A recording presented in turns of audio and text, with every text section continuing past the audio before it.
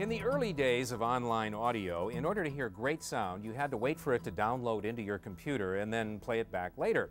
But then along came Real Audio and StreamWorks Audio, and now we just point and click and get almost instantaneous sound. The same people responsible for the StreamWorks Audio have done the same for video now, and in a wild and crazy demonstration recently, they provided real live pictures and sound to PC users around the world. One of the people who helped make it happen is multimedia producer Marc Scarpa. Using Zing technology, let's tune in Marc in New York. Hey Richard, how's it going? And welcome to New York. Well, we have something unusual happening here, and what more could you expect from New Yorkers than something unusual? Check it out. You've heard of SimCity, which is an interactive CD-ROM game. Well, today we bring you simTV, and simTV is a virtual television network. We connect the entire planet via the internet. Imagine the Today Show turned upside down and inside out with global availability.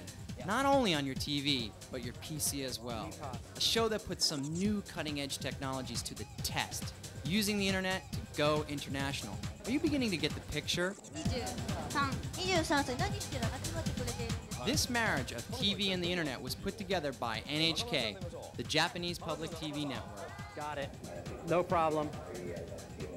Do you think we'll get it up?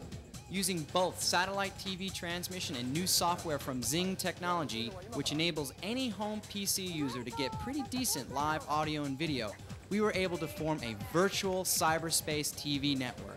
With remote locations from here in New York, to Tokyo, to London, to Amsterdam, and just about everywhere in between, people gather together for a 2-hour live interactive television program.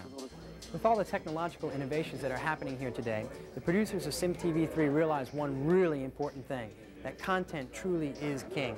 The whole philosophy behind simTV3 is people's television. When people think about interaction, they think it's just a click of a mouse or a button. But we think that it should be much more. We felt that the viewers should create or be able to interact with TV. Using their website on the internet before the broadcast, simTV3 producers obtained all sorts of personal digital information sent in from people all around the world. There were photos and stories of how different people live, kids' dreams, great bizarre moments in people's lives, cool opening and closing montages, and even a net beauty contest. We were betting heavily on a New York fave, Can Man, but the judges saw it another way. And the winner on the first Net Beauty contest is... Ah, we got Jeff, boo! Hey, New York didn't win, that's terrible, we got Jeff. Probably the coolest interactive fun of simTV3 was the cyber warrior Jeff. He was this guy wandering the streets of downtown Tokyo wired with 4 digital cell phones, a laptop strapped to his back, several digital cameras, a brainwave monitor, a mobile weather unit, and if that wasn't enough for you, he even had a global positioning satellite device. Totally portable, completely digital. Using a net chat session, a number of us from around the world talked back and forth directing Jeff through the city, and he sent us back pictures of his nighttime street adventure.